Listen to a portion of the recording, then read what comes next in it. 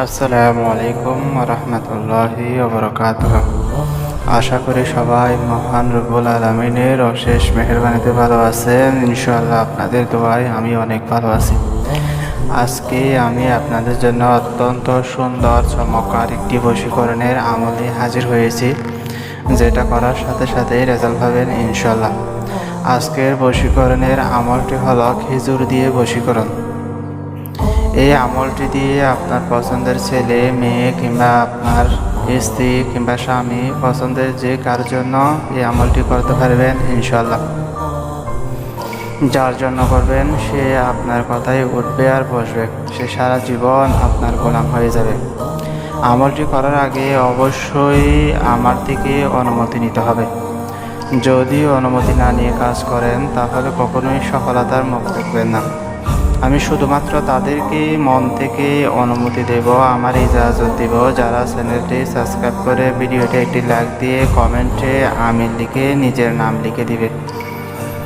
হে আল্লাহ, আমার ভিউয়ার্স ভাইদেরকে এই ছোট্ট কাজটি করার তৌফিক দান করুন, আমিন।